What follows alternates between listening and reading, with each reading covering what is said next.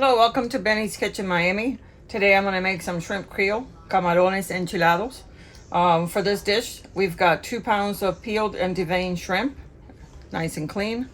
We're going to be using some green pepper.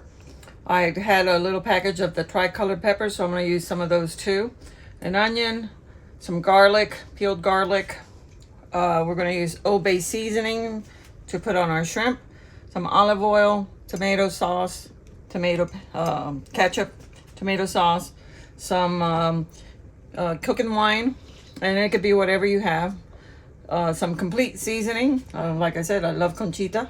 Some oregano, some onion powder, garlic powder, salt, pepper, and some Sazon Goya packets with Azafran. So this is the ingredients, and I'm going to show you what to do from the very beginning. Okay, we're also going to include about 2 bay leaves. To start with the shrimp, like I said, they're clean and deveined. I'm going to add about a teaspoon of Old Bay seasoning, and that's just to let it marinate in just that seasoning until I get the sauce going, all the fresh vegetables going. This is pouring out real small amount, so it looks like a lot, but it's not.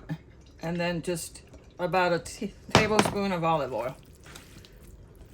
We're going to marinate that for as long as it takes to cut up the vegetables and start cooking those. Let me get a little bit more here.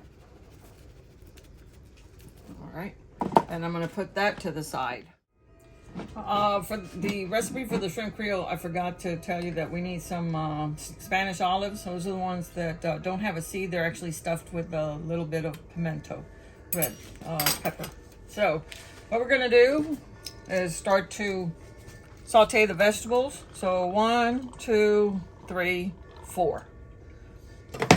4 scoops or 4 swirls with the olive oil, and we're going to add the green pepper, the little bell peppers, sweet peppers, and some onions.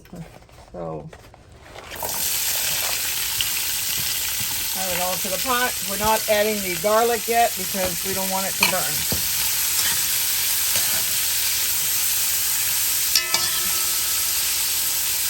The garlic. And if you don't like big pieces of bell peppers, then you can cut them smaller.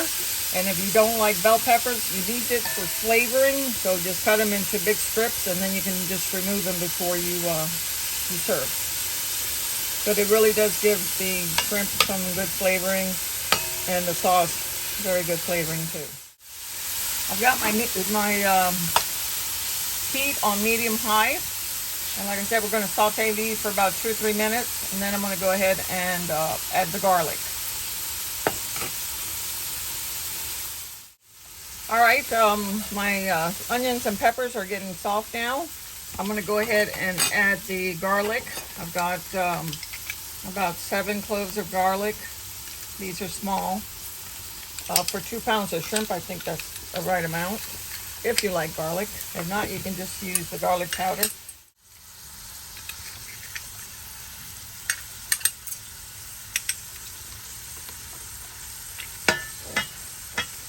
The heat is on low right now because I don't want the garlic to burn.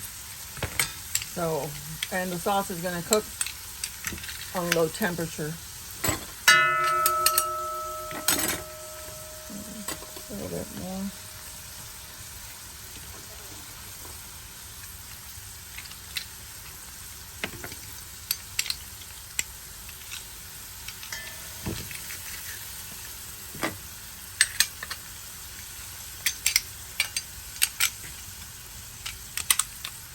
Once you have your garlic in there, we're going to go ahead and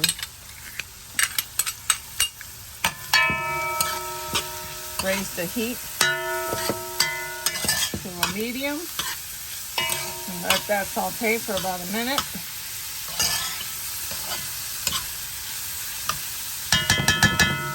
And now we're going to go ahead and add the tomato sauce. So I've got a 15-ounce can of tomato sauce. And I'm going to go ahead and use some of this cooking wine to clean my container. I'm going to use about a 1/4 cup. Okay. And this is just cooking wine, very common in Spanish cooking, or just white wine would be perfect. To contradict some of the tomatoey taste, I'm going to go ahead and put in a squirt of ketchup. Swirl that around.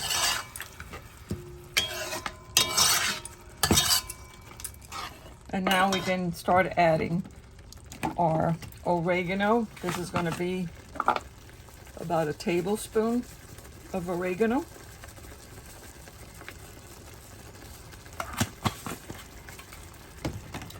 We're going to add about a tablespoon of the seasoning, complete seasoning.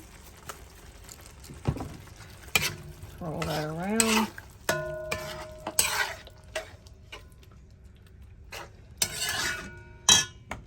I'm going to go ahead and add about a 1/2 teaspoon of garlic, or a teaspoon of garlic powder, onion powder.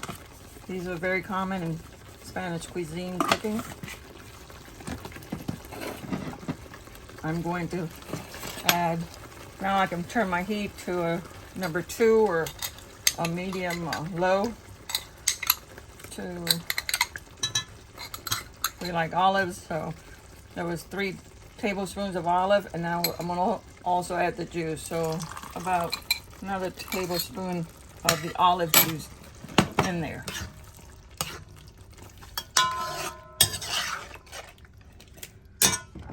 Going to have a few grinds of pepper, about 6 or 7 grinds of pepper.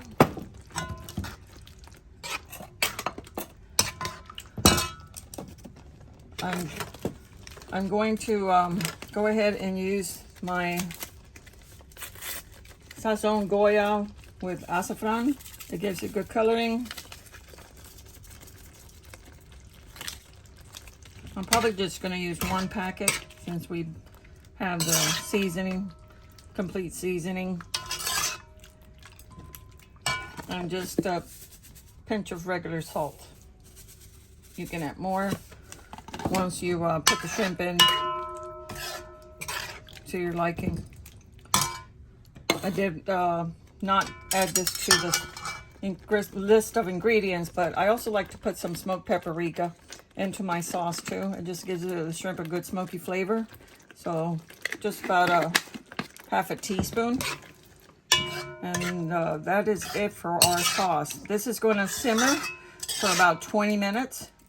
Because if you put the shrimp in now and cook the onions and the garlic and peppers and all that stuff, the shrimp will overcook and your vegetables will still be crunchy. So we're going to let this simmer for about 20 minutes, and I'll come back to show you how it comes out. All right, this is simmered for about 20 minutes. The vegetables feel soft. So now we take it from low and put it at a number 3, maybe 4. So it's a high-low. And we're going to go ahead and add our shrimp. I'll stir that around, make sure everything is covered. All the sauce covers the shrimp. And we are just going to cook this until the shrimp turns pink. Which shouldn't take too long, maybe about 3 minutes or so. And then it will be done. Make sure your shrimp is pink. Keep stirring it until it does turn that. I'll show you in a minute. All right, our shrimp is done. It's curled up nicely. We had the fire on medium low or high low, but I had to turn it up a little bit just to get it to a little boiling point, and then I turn it down again. So it cooked for about 5 minutes, turning it, and it's nice and tender. You don't want to overcook your shrimp. It'll taste like rubber or feel like rubber. And now I'm just sprinkling some parsley in, and that's it. You can add a hot sauce to it or just eat it as it is.